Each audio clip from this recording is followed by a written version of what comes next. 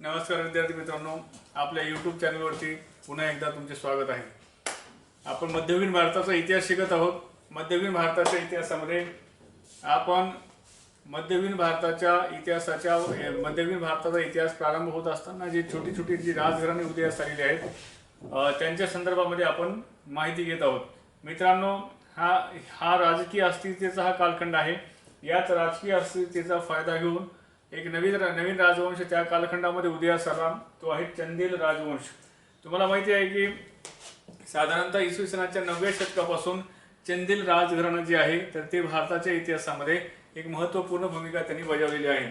परीक्षेच्या दृष्टिकोनातून चंदेलांचा हा टॉपिक आपण का निवडला, त्याचं महत्त्वाचं कारण हे आहे की बऱ्याच लोकांना असं वाटू शकतं की एवढं लहान लहान राजवंश घेण्याची आवश्यकता आहे का। मित्रांनो, लक्षात घ्या की आपल्या परीक्षेमध्ये एक एक मार्क महत्त्वाचा आहे आणि प्रत्येक राजवंश जो आहे तो प्रत्येक राजवंश म्हणजे एक मार्क आहे, हे लक्षात घ्या तुम्ही। आता दुसरी गोष्ट म्हणजे चंदेलांचा जो काही आपल्याला सगळ्यात ऐतिहासिक दृष्टी आणि परीक्षेच्या दृष्टिकोनातून चंदेल राजवंशाचं महत्त्व काय, महत्त्व हे आहे की तुम्हाला माहिती आहे की मध्य प्रदेशामध्ये खजुराहो नावाचं ठिकाण आहे आणि हे जे खजुराहोच्या जे लेण्या आहेत किंवा खजुराहोंची जी मंदिरं आहेत, ही मंदिरं ज्या लोकांनी ज्या राज्यकर्त्यांनी बांधली तर ती राजघराणं म्हणजे चंदेल राजघराणं आहे। आणि या खजुराहोच्या लेण्यांच्या संदर्भामध्ये आणि मंदिराच्या संदर्भामध्ये परीक्षेमध्ये UPSC असो का राज्यसेवा असो याच्यामध्ये अनेक वेळा प्रश्न विचारण्यात आलेले आहेत। भारतीय स्थापत्याचा सर्वोत्कृष्ट नमुना म्हणजे ही खजुराहोची मंदिरं आहेत, हे लक्षात घ्या।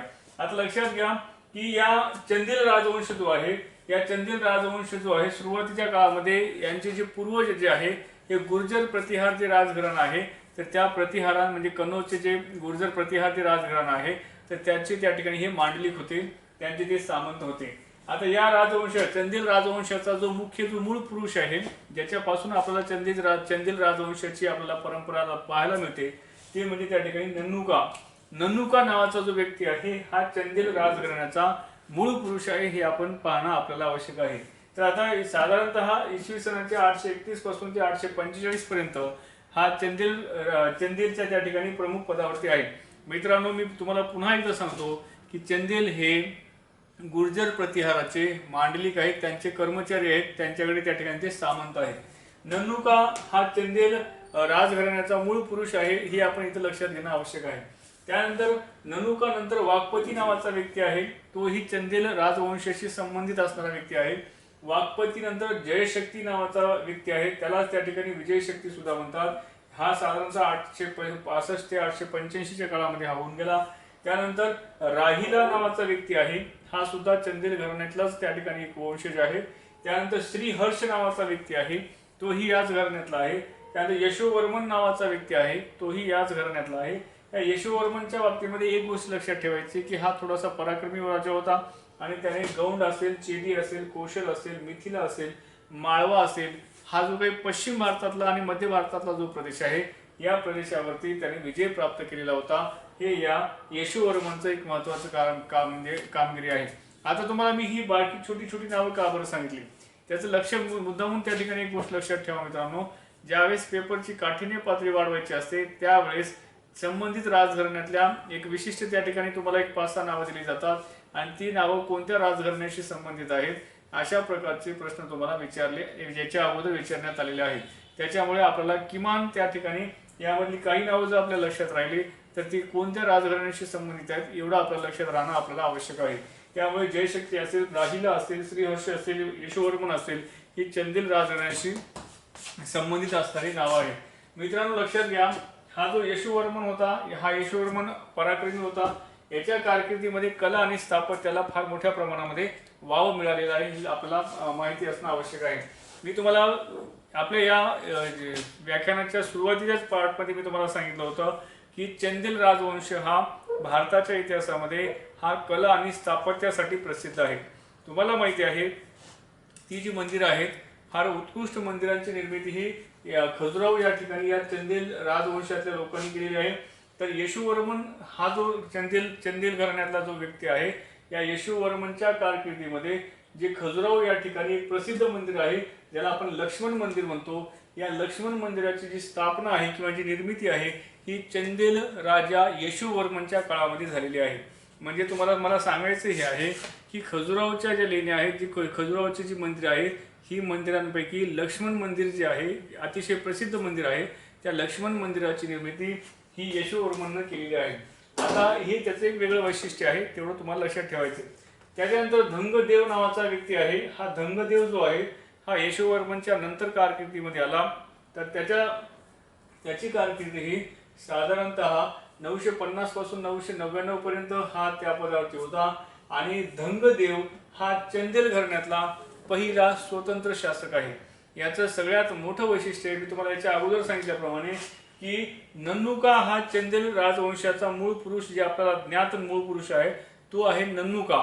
आणि त्याच्यानंतर हे नन्नुका पासून ते यशोवर्मन पर्यंत, म्हणजे नन्नुका या व्यक्तीपासून ते यशोवर्मन पर्यंतचे जेवढे काही चंदेल घराण्यामध्ये पुरुष होऊन गेलेले आहेत, हे सगळे प्रतिहार गुर्जरांचे त्या ठिकाणी मांडलिक आहेत, त्यांचे हे सामंत आहेत. परंतु धंगदेव हा पहिला व्यक्ती आहे चंदेल घराण्यातला ज्याने स्वतंत्र चंदेल या घराण्याची स्थापना केली, राजपटाची स्थापना केली. आता त्याने त्या ठिकाणी महाराजाधिराज ही पदवी धारण केलेली आहे. म्हणजे चंदेल राजवंशामध्ये महाराजाधिराज पदवी धारण करणारा पहिला व्यक्ती कोण आहे, तर तो आहे धंगदेव. आणि त्याच्या याच पदवीवरून आपण म्हणू शकतो की त्याने चंदेलांचं स्वतंत्र असं राज्य त्या ठिकाणी निर्माण केलेलं आहे. म्हणजे धंगदेव हा चंदेलांचा पहिला स्वतंत्र शासक आहे. त्याने महाराजाधिराज ही पदवी धारण केलेली आहे. आणि त्याच्याच नंतर खजुराहो या ठिकाणी विनाथ मंदिराची स्थापना सुद्धा याच धंगदेवाने केलेलं आहे. पुन्हा म्हणतोय, हा टॉपिक घेण्याचं मूळ कारण आहे ते म्हणजे कला आणि स्थापत्याच्या बाबतीमध्ये चंदेलांचं भारतीय इतिहासामध्ये योगदान काय आहे. तर त्यासाठी आपण हा टॉपिक घेतला. तर लक्षात घ्या, खजुराहोच्या लेण्यांची निर्मिती, त्यातल्या मंदिरांची निर्मिती ही चंदेल राजवंशाची भारताच्या इतिहासाला दिलेली देण आहे. अशा स्थितीमध्ये जसं त्या ठिकाणी यशोवर्मनच्या कारकिर्दीमध्ये जसं लक्ष्मण त्या ठिकाणी मंदिर निर्माण झालं, तसंच त्या ठिकाणी या धंगदेव या स्वतंत्र पहिल्या चंदेल राजाने त्या ठिकाणी विनाथ नावाचं मंदिर जे आहे हे खजुराहो या ठिकाणी निर्माण केलेलं आहे. हे या धंगदेवाचं वैशिष्ट्य आहे. त्याच्यानंतर विद्याधर नावाचा त्या ठिकाणी चंदेल राजघराण्यामध्ये एक राजा होऊन गेला. साधारणतः इसवी सन 1005 ते 1035 या दरम्यान हा राजपदावरती होता. आता तुम्हाला माहिती आहे की भारतावरती प्रारंभिक काळात जी काही आक्रमणं झालेली आहेत, ही या आक्रमणामध्ये मोहम्मद बिन कासिमचं आक्रमण आहे आणि त्यानंतर मोहम्मद गझनीचं आक्रमण आहे. गझनीच्या मोहम्मदनं भारतावरती एकूण 17 स्वाऱ्या केलेल्या आहेत.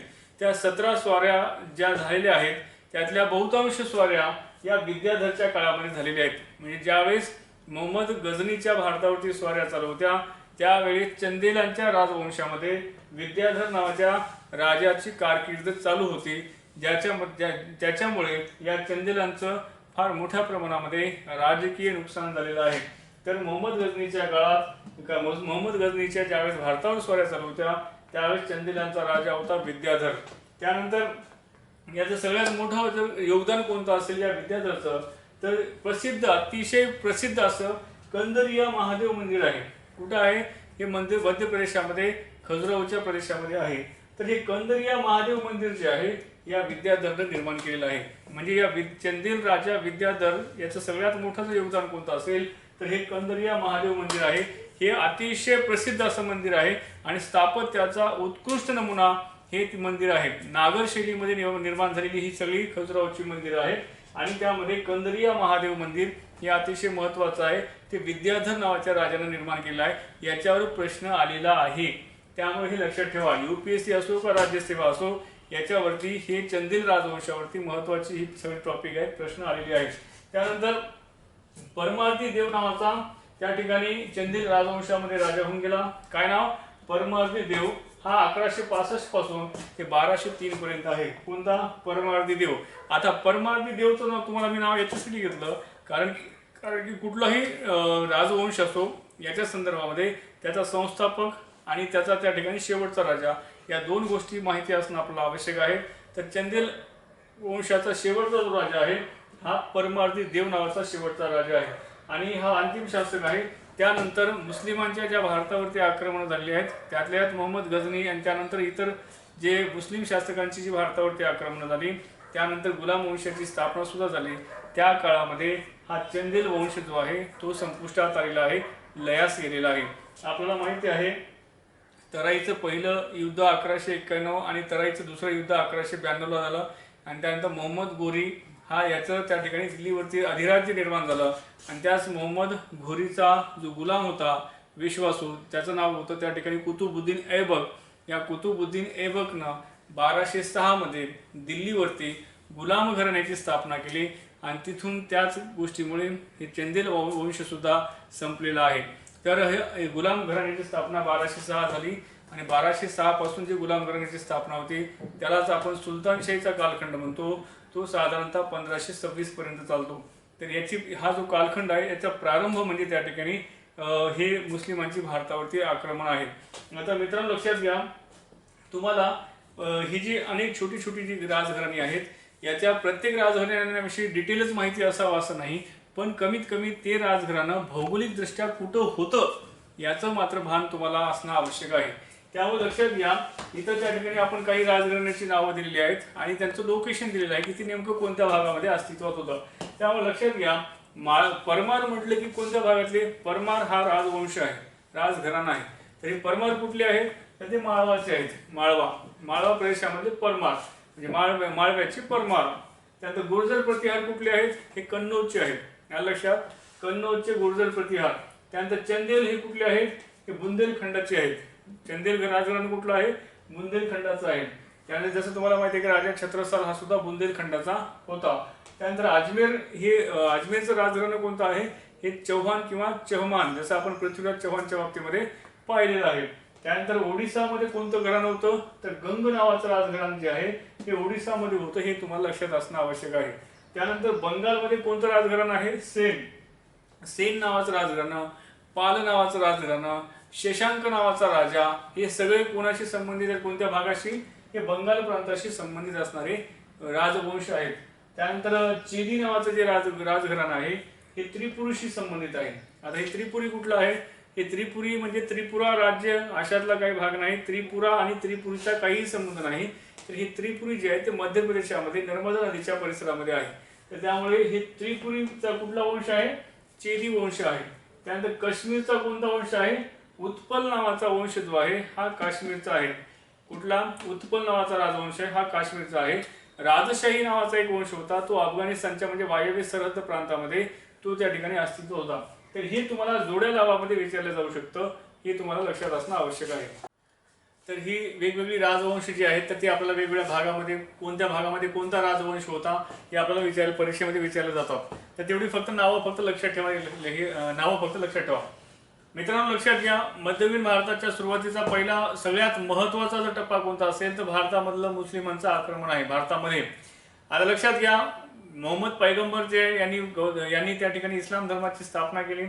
इस्लाम धर्माची स्थापना केल्याच्या नंतर त्यांच्या मृत्यूच्या नंतर जे खलिफा पदाचे जे वेगवेगळे जे वाद निर्माण झाले आणि इस्लामच्या प्रचारासाठी इस्लामचा जो राजकीय उपयोग करण्यात आला, याच्यामधून भारतावरती इस्लामची आक्रमणं सुरू झालेली आहेत.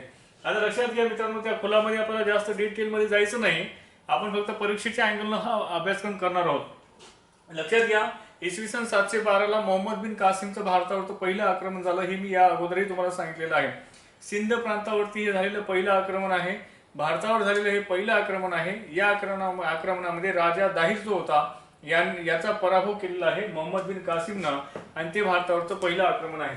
आता मोहम्मद बिन कासिमच्या नंतर भारतावरती जे दुसरे आक्रमण झाले आहेत ते अफगाणिस्तानमध्ये गझनवी किंवा गझनी नावाचं एक छोटंसं त्या ठिकाणी एक भाग आहे.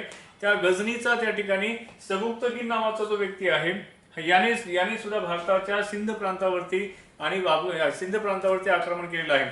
आता हा जो सबुक्तगीन आहे हा साधारणतः 977 पासून ते 998 पर्यंत हा गझनीचा प्रमुख होता आणि त्यावेळेस गझनीचं जे वैभव आहे हे वाढवण्याचं काम या सबुक्तगीनने केलेलं आहे. पहिला मोहम्मद बिन कासिम, त्यानंतर सबुक्तगीन. आणि त्यावेळेस तुम्हाला माहिती आहे की हिंदुशाही राजा जो आहे म्हणजे हिंदुशाही एक घराणं आहे अफगाणिस्तानच्या प्रदेशामध्ये होतं, म्हणजे आजचा पाकिस्तान आणि अफगाणिस्तानच्या सीमेवरती असणारं हे हिंदुशाही नावाचं घराणं आहे. या हिंदुशाही नावाचा जो राजघराणा आहे त्याचा राजा जयपाल होता. या जयपालचा पराभव कोणी केलेला आहे? सबुक्तगीनने केलेला आहे, हे तुम्हाला लक्षात ठेवायचे. दुसरी गोष्ट म्हणजे या गझनीच्या सबुक्तगीन नंतर त्याच गझनीच्या गादीवरती आलेला आहे तो आहे मोहम्मद गझनी. याचं नाव मात्र सगळ्यांनी ऐकलं असेल. कारण की गझनीच्या मोहम्मदाने भारतावरती एकूण 17 स्वाऱ्या केलेल्या आहेत. याविषयी आपण अगदी लहानपणापासून ऐकत आलेले आहोत. आता या मोहम्मद गझनीची कारकीर्द आहे तर ती साधारणतः इसवी सन 998 पासून ती 1030 पर्यंत ही मोहम्मद गझनीची कारकीर्द आहे. या मोहम्मद गझनीच्याच कारकिर्दीमध्ये गझनीला एक इतिहासामध्ये फार वेगळं महत्त्व त्या ठिकाणी प्राप्त झालेलं आहे. गझनीचं जे वैभव जे आहे हे वैभव मोहम्मद गझनीच्या काळामध्ये वाढलेलं आहे. तर आता सन 1000 ते 1027 या दरम्यान मोहम्मद गझनीने भारतावरती 17 स्वाऱ्या केलेल्या आहेत. कितीच्या दरम्यान? इसवी सन 1000 पासून ते इसवी सन 1027 पर्यंत या 27 वर्षाच्या कारकिर्दीमध्ये मोहम्मद गझनीनं भारतावरती एकूण 17 स्वाऱ्या केलेल्या आहेत. आता या 17 स्वाऱ्या भारतावरती केल्या. याचं मुख्य कारण आहे, मुळामध्ये लक्षात घ्या, अफगाणिस्तानचा हा जो सगळा भाग आहे हा सगळा भाग डेझर्ट आहे, वाळवंटी प्रदेश आहे. या भागामध्ये एकतर त्या ठिकाणी मोठ्या प्रमाणामध्ये रानटी टोळ्यांचं अस्तित्व हे त्या भागामध्ये आपल्याला पाहायला मिळतं आणि त्याचबरोबर त्याच कालखंडामध्ये जे भारतासारखा वैभवशाली प्रदेश ज्या ठिकाणी संपन्नता मोठ्या प्रमाणामध्ये होती आणि ती संपन्नता आता परंतु त्या ठिकाणी संपन्नता आहे परंतु आता राजकीय अस्थिरता निर्माण झालेली आहे.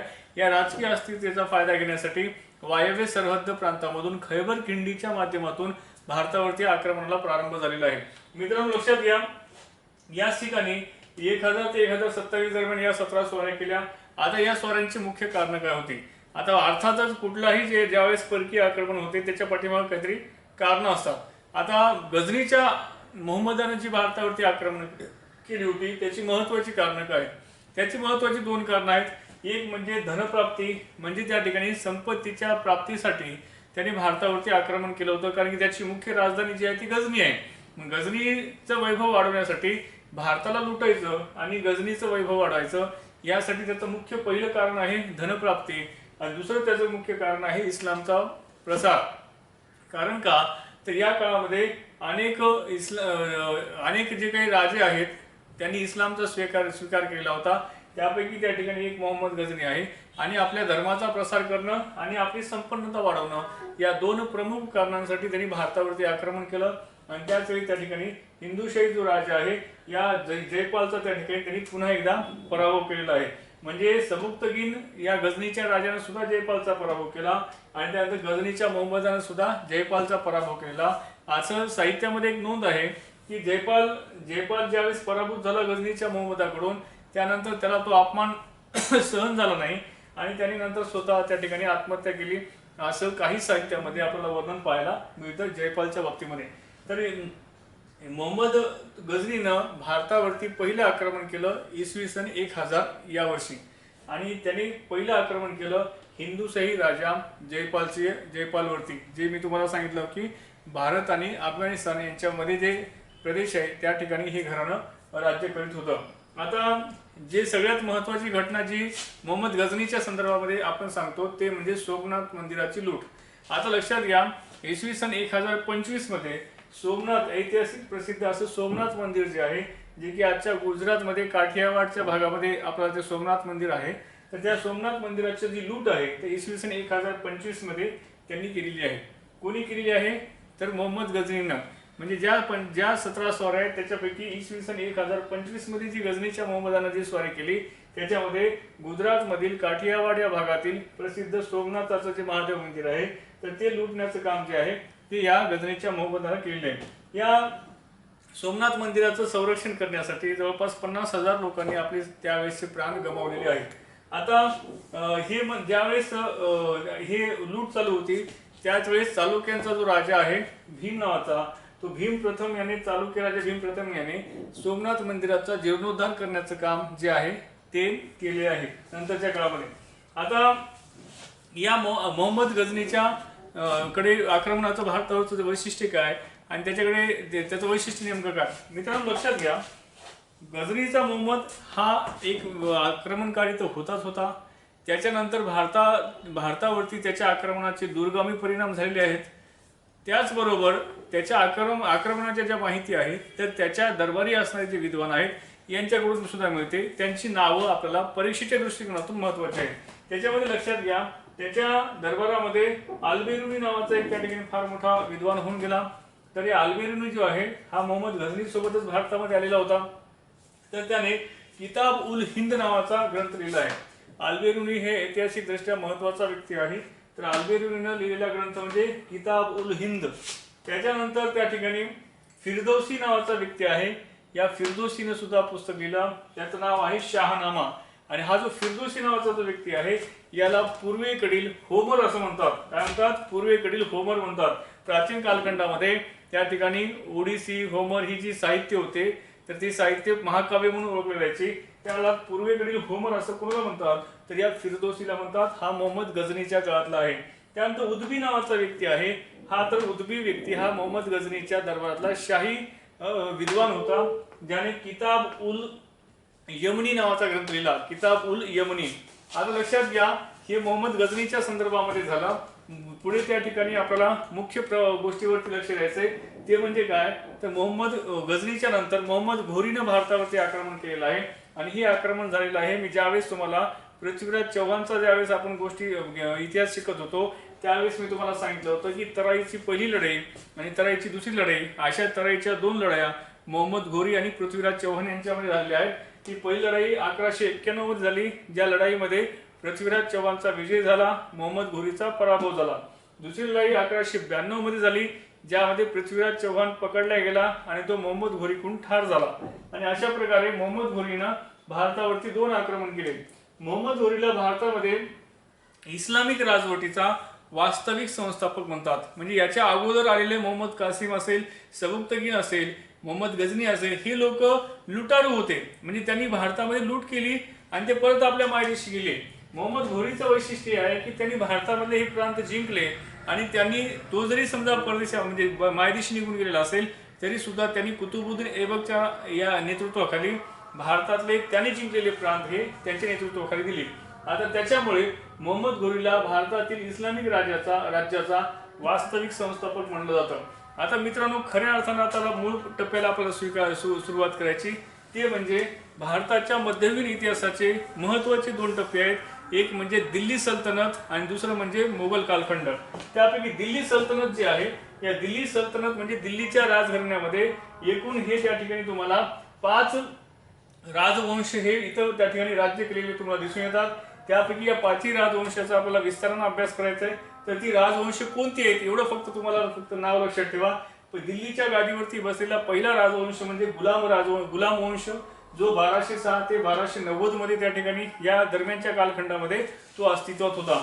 दुसरा राजवंश आहे खिलजी राजवंश, जो त्या ठिकाणी 1290 पासून ते 1320 पर्यंत दिल्लीच्या गादीवर त्यांनी राज्य केलं। तिसरा राजवंश आहे तुघलक राजवंश, ज्या राजवंशाने 1320 पासून ते 1413 पर्यंत राज्य केलं। आणि चौथा राजवंश आहे सय्यद वंश, त्या राजवंशाने 1414 पासून 1451 पर्यंत राज्य केलं। आणि पाचवा म्हणजे शेवटचा सुलतानशाहीतला शेवटचा राजवंश आहे, जो की लोधी राजवंश, ज्यांनी 1451 पासून 1526 पर्यंत राज्य केलेलं आहे। तर या 5 राजवंशांनी सुलतानशाहीच्या काळामध्ये दिल्लीवरती आपली सत्ता गाजवलेली आहे। हे इथपर्यंत तुम्हाला लक्षात ठेवणं आवश्यक आहे। तर बाकीचे डिटेल्स आपण पुढील व्हिडिओमध्ये पाहू। धन्यवाद।